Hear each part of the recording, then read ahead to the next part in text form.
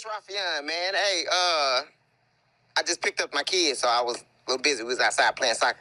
But yes, this is Raufeon. I'm super excited to be talking to you, and I can't wait for tomorrow. God damn it. I love the goddamn it at the end. Without further ado, let us say hello to the interim Bellator bantamweight champion, the one and only Raufeon Stots. What's up, my man? How are you? Yeah, Drip. Let's go. Let's go. We in this thing. Hey, you didn't believe me. You doubted me. You didn't think I'd have you on. I doubted you you goddamn right I doubted you. Every second, bro. I did not expect to be on this motherfucker at all. Why? Why? You say what? Why? Why did you doubt me? Bro, you Aaron Hawani, bro. What the hell? Like, oh man, I love you. You're hilarious. I said before you came on, when you were on the Bellator broadcast in December when Sergio fought Horiguchi and you were talking about the meat taco.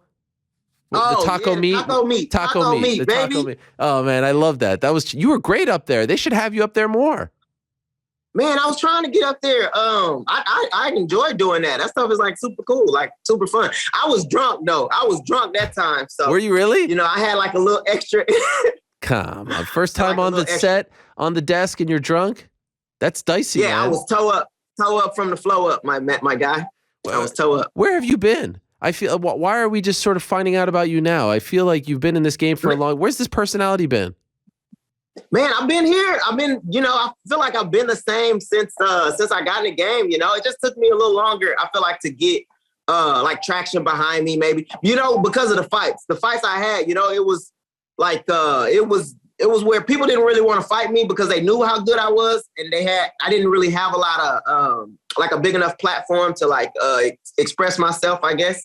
So I think that's the reason. I mean, but everything happens for a reason, you know, and I'm here. You know, when I decided, or when, you know what I'm saying, I was supposed to be here. So do you feel like I'm excited about it now? You feel like you've gotten more comfortable in front of like to just be yourself and not worry about, you know, trying to be someone else or pleasing other people? It feels like you're just yourself. Yeah, I definitely feel like I'm myself. I feel like I've been this way for a while though, you know? I mean, I don't feel like I've never had, if you didn't know, I was the most outstanding theater arts student when I was in the 8th grade. So, wow. You know what I'm saying? That's just another accolade for you. You know what? But no, I feel like I've been like this for a minute, man. I just, people just, you know, like when people meet me, they love me, you know what I mean? But I just hadn't had a chance to meet a lot of people, I guess. So you were a theater kid?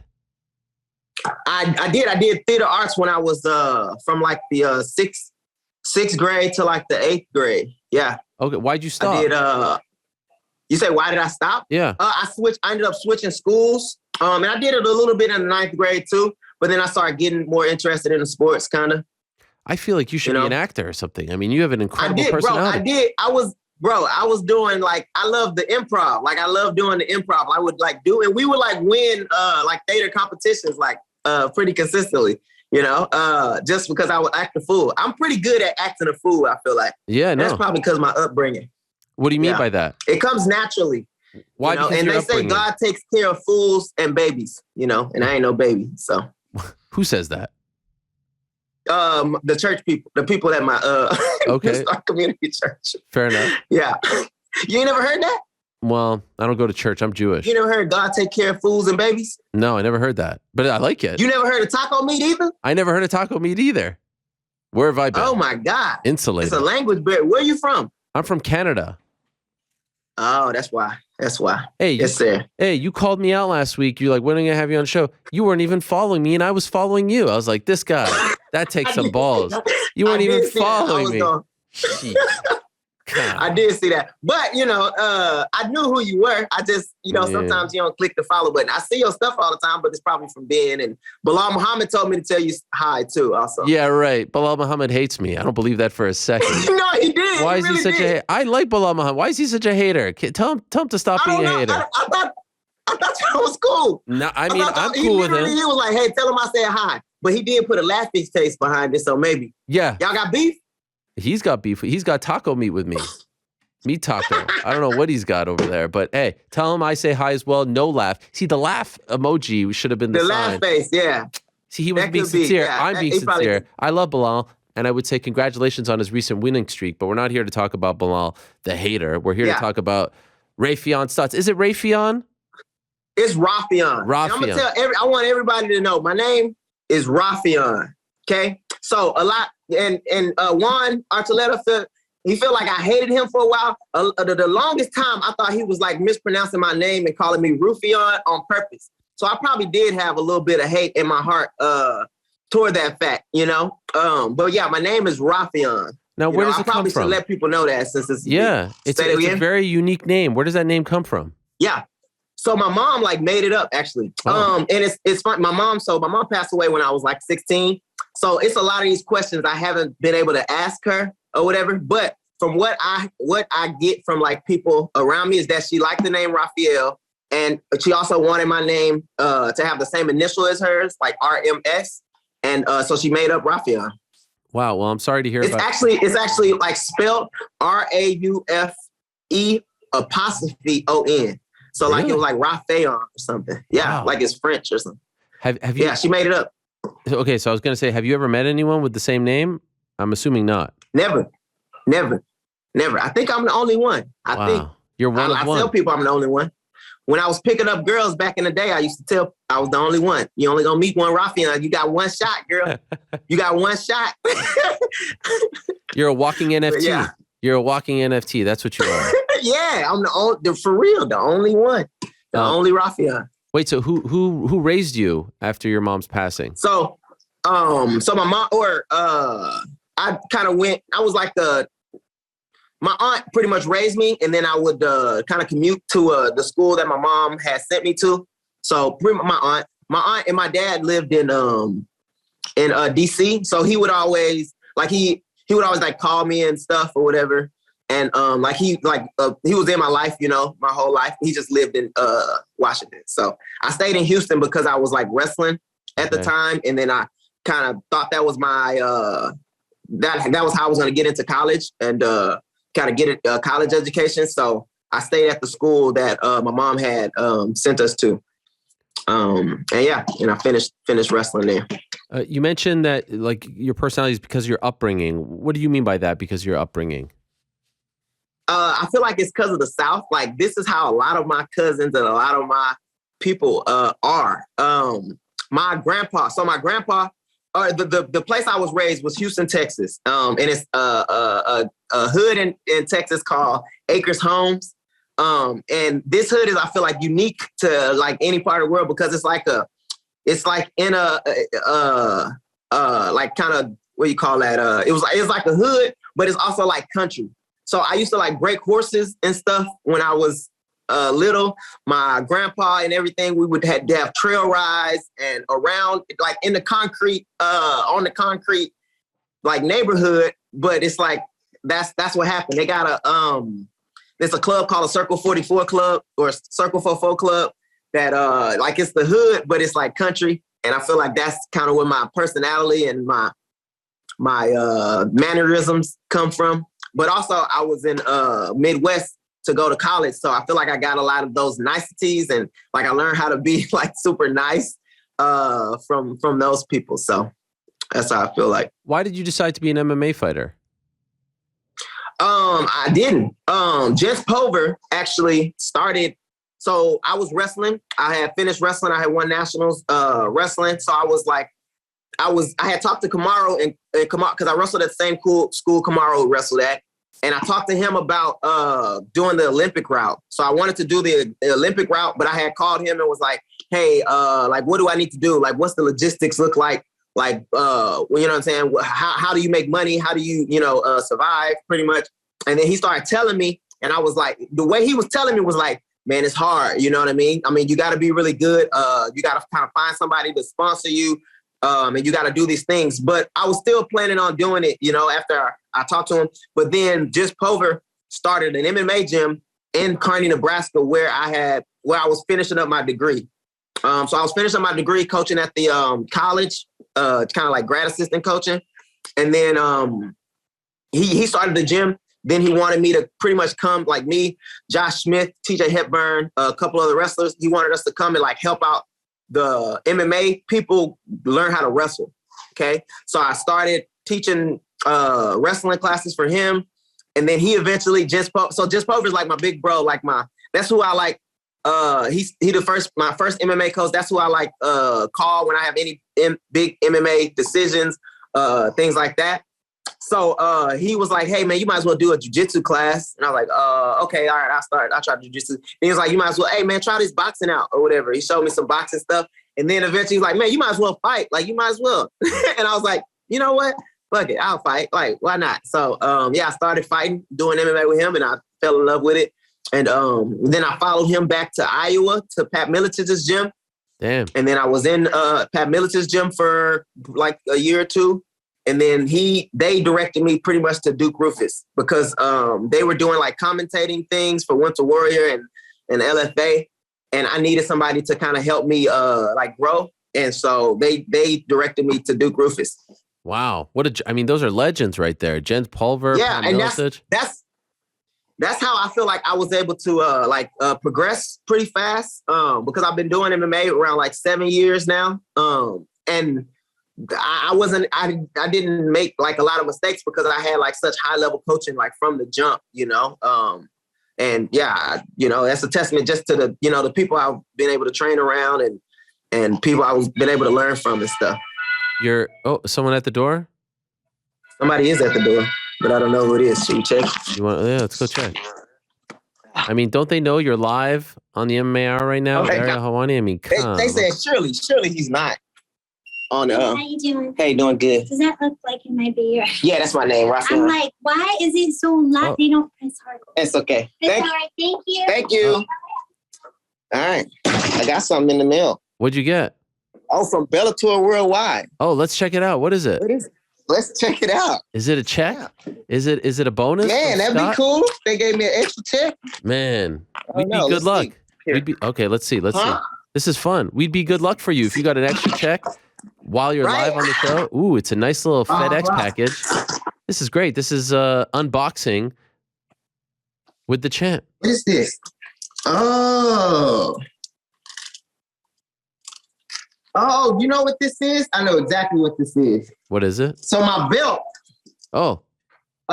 When I took it and I brought it and I was bringing it around, I think I maybe brushed it up against something and one of the like stones fell out. Oh, they gave you a new one? So they said if the gray cap doesn't fit, what gray cap? So they gave me new stones to put in it. That's really thoughtful. Oh, and then plastic. That's pretty nice, man. Let's see it. Yeah, can we see it? because I messed it up. What? Oh yeah. Oh wow, they gave you glue? They gave me glue. This is that is amazing. clear weld, quick, easy setting. And they said, if the gray cap does not twist off easily, soak it in warm water. Wow. And make sure you glue the space first and then insert the stone. All right, look at you. Bellator, man. They're hooking me up. Now, okay, we're going to get to Bellator in a second, but your story is fascinating to me because you have an incredible record. What is it right now? 18-1? Yeah. Is it 18-1? 18-1, yeah. The one loss was a big one. Yeah. It was on looking for a fight. It was huge. Against Marab. Spinning back fist. I remember that. Really. He gets the contract. Yeah. You don't. How did you? Yep. How did you? And the crazy part about that is, so I was in contact like Dana. I had Dana White's number, and like so I had just won a fight, and then I had went to Demetrius Johnson's fight in Kansas City because the promoter Ryan Stoddard had gave me tickets to go to the event pretty much, and just to be at the event. They was just like tickets, in the stands. And then Tyron Woodley was there. And Woodley, I texted Woodley that I was there, and he got me to come like sit cage side. And so he got me tickets to sit cage side. And then he introduced me to Dana, and Dana got me to sit ringside. So I sat ringside with Dana talking about the show and the fights, you know what I mean? And we was just hanging out pretty much. So then he had gave me his number or whatever. And he said, like, we're going to do, I'm going to put you on this next show. It's going to be here in a couple weeks or whatever. And so I was like, yeah, like, hell yeah. Like, this is my shot, And so then I was trying to get him to do it with VFC, like, because they brought me up kind of or whatever. And so I wanted to, do it with them. but he said we already got the show kind of lined up, and it was for Ring of Combat. And I was like, hey man, I was trying, but if I can't, I'm gonna take what you'll give me. And so he had they pretty much in my head, like I was like, okay, well I'm coming in here to fight somebody who's not really ready to fight, really, so I'm linking, like they bringing me in, to wax this guy and get my contract and go, So that was like a mistake on my part, I thought I made it pretty much, so I still train hard or whatever, but my mindset, like going into that fight was like, okay, let me get this over so I can get my contract. You know what I mean? And that was the mistake. And that was, to be honest, like a lesson or a learning lesson that I needed to have, before I, to grow as a martial artist. Like that, I feel like that was really pivotal. Like, even though it sounds cliche, I feel like I needed that to happen for me to like make a mental adjustment to how I should be approaching fights, because usually when I fight, people, they see the wrestling or whatever, and they kind of see my record, and then in most people's heads, this is the toughest fight that they're gonna fight, and I gotta be aware of that, So when I was fighting Marab, I didn't recognize that, like, okay, he's fighting for a champion, or he's fighting for a belt too. Like, he's coming in here trying to, take the shine I have. He's got to fight.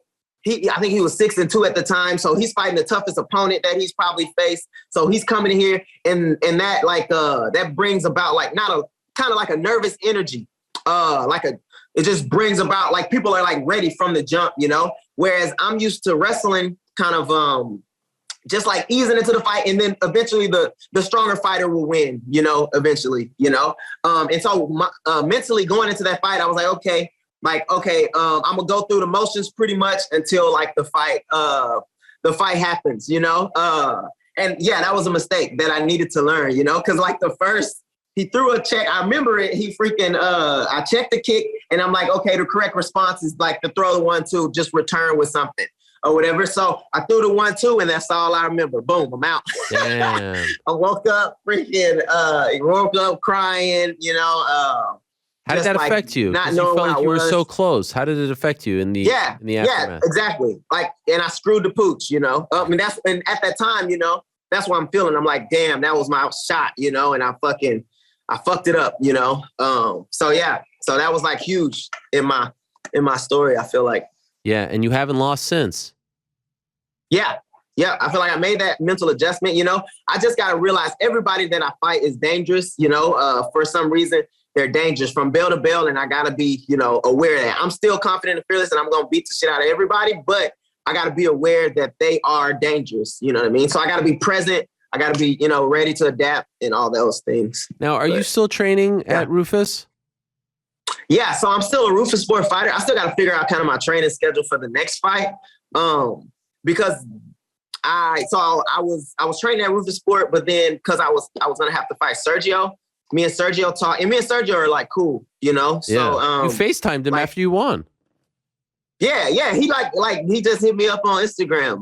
He's like a true professional, you know what I mean? So so I called him and I was like, hey man, you see they got us matched up? And he was like, yeah, I seen that bullshit. And I was like, yeah, it's some bullshit. But you know what I'm saying? What you want to do about training, And he was like, I think it's probably best that we have some space or whatever for training. I was like, yeah, that's totally fine, because I'm also I've recently moved to Houston, Texas, to be closer to family, because we had our second baby, and I wanted to be closer to family for just help, Of course.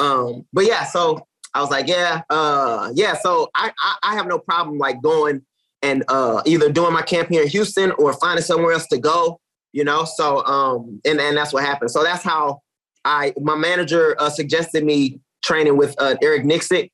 And when I called him and I talked to him, it's supposed to be just a one-off camp.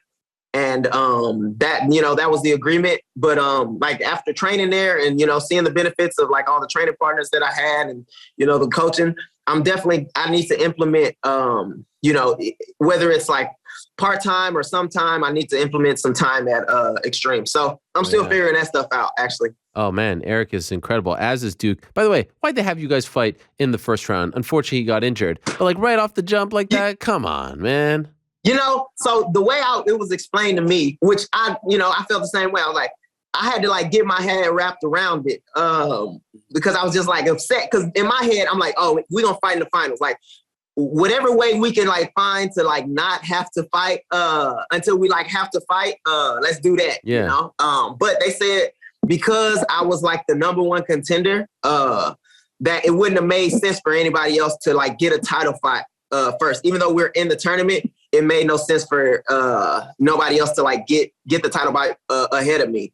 So they felt that was unfair to me. But I mean, in my head, I'm like, you know, like this is the one instance, like I don't really care about fairness. But yeah, that's how they explain it to me. Better bantamweight division. And I think, you know what else I think? I think Showtime wants that fight to happen because of the storyline. I feel like a great story. Yeah, of course. They don't want to like lose that fight too. So I think that's probably part of it too. Better bantamweight division, UFC or Bellator right now? Man, I gotta say, because I'm in Bellator, I gotta say Bellator, you know. No, I feel like they got deeper division.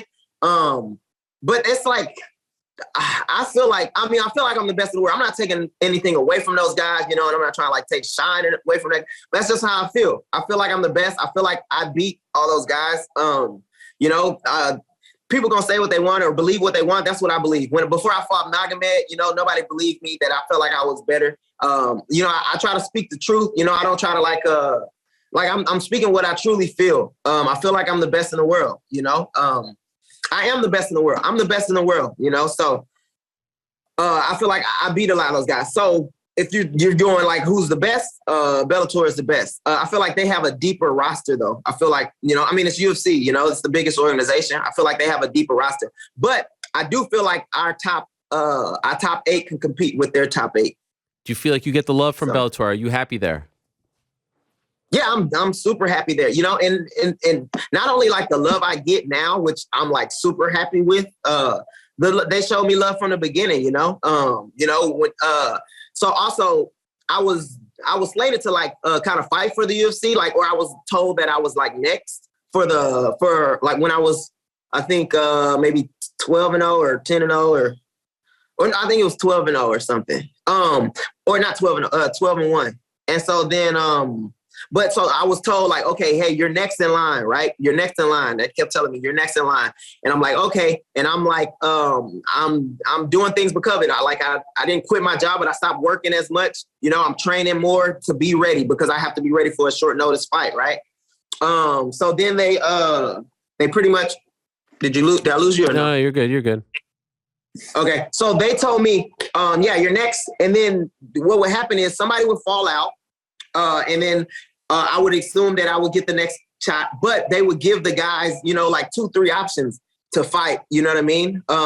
And I'm never going to be the first option because I'm a wrestler. People going to think I'm going to, you know what I'm saying, hold them down. Like people don't want that fight. They know it's going to be a tough fight. So I would get passed up. It was probably like 6 times that it would happen. Damn. And you know what I mean? I would get passed up and it would be for people that were not, I didn't feel were better than me. I mean, the people now that I got passed up for are no longer with the organization. You know what I mean? So, yeah. So I was like, at that point in my life, I was like super bitter, super mad because also my family is struggling because I'm not working as much. I'm expecting, you know, a certain, you know, I'm supposed to be next in line. Like it's supposed to be right here. My dreams are right there or whatever. But I just kept getting passed over to the where it's like, okay, like if you don't goddamn want me, tell me that, you know? So yeah, I was like super bitter. And then I had went to a Bellator event with Emmanuel Sanchez, and Emmanuel Sanchez was in the first round of his featherweight Grand Prix tournament. And I just seen how well he was treated, you know, I talked to John McCarthy, and Big John was like, hey man, when you gonna come over to Bellator? When you gonna call Bellator or whatever? And I was like, what? Like, is that an option? Like, whenever, I don't know. I didn't know that was an option or whatever. So then I talked to my manager at Brian Butler. Brian Butler also told me to tell you, he's been on your ass. He's been on my ass. I was like, yo, everyone chill out, man. Everyone's coming after me here. Sheesh. He said he had a reminder. He had Yes, a reminder yes. to get on your ass. But I reached out. Hey, I reached out to Bellator, CJ over at Bellator, my guy CJ, about wanting to have you and Sabatello. That's my dream fight for 2022. Yeah, me too, bro. That'd be fun. That guy is crazy, man. Fun. What do you think of that guy? Yeah. I mean, it's somebody that I can get behind not liking. You know what I mean? He got a highlighter for a head. He built like the worms off of Men in Black. So it'd be fun to fight that guy. I feel like he talk a lot of stuff, you know. So it'd be fun to like shut his mouth or punch him in the mouth, you know. So that's somebody I don't know him personally, but it's somebody I can like get behind not liking and get behind fighting. No, did you run into him? He seems. I haven't ran into him yet. I seen him at the fights, but it wasn't like he was doing his thing. I was doing my thing. I never have no like real beef with these guys. You know what I mean? I don't fucking. Right. I'm not out here, you know, pulling the Masvidal or don't like run up on them. Yeah, it'd be fun for me to fight them. You know, I want to fight every single one of the guys in the top 10, or that's my goal. Like to fight run through everybody. You know, that's what I want to do. But yeah. By the way, how did they treat you in Hawaii? Oh, they love me in Hawaii, bro. I feel like I got more Hawaiian fans than I have like regular fans now, you know? Hawaii was like super, super cool. Like everybody, you know, I went out to, with Kai Kamaka and we went out to a club and, you know, everybody was like loving on me, you know, saying yes, I and Chihu, all that, you know? I feel like I got a lot of love in Hawaii. I didn't expect that, you know, but they like really, I love the people of Hawaii just because like their outlook, even on fighting, you know, I feel like that's the original fight island. And I had my first Bellator fight was in Hawaii against a Hawaiian and Chaden Laleola. And even like, so before the fight, you know, my wife told me that they were booing me. I didn't realize they were booing me, you know, but after the fight, like a bunch of kids and a bunch of people came up to me and was like, man, that's a hell of a fight. That was a tough dude. You know, that was a hell of a fight you had. And they showed me nothing but love, you know, which was like super cool. So do you know when your next one is? I think, so they said like maybe September, October, I think. Okay. So I gotta wait till whoever the Higo and Sabatello. Oh man. I gotta wait for them to fight, and then I'll fight the winner of that. You know, I feel like Sabatello. I feel like he could win. You know, but Higo ain't no bitch. You know what I'm saying? Higo is a tough fighter. So he got to get past that. You know. So we'll see. I guess. And shout out to you. You've got a barefoot sponsor. How'd you pull this off? Yeah, Zero Shoes. I have a PR guy, Skinny Circle, Everest. I forget his last name, but Everest from Skinny Circle. Okay. And he has been doing like wonders for me. If you get a chance to hit him up, you should hit him up because he developed that partnership, you know.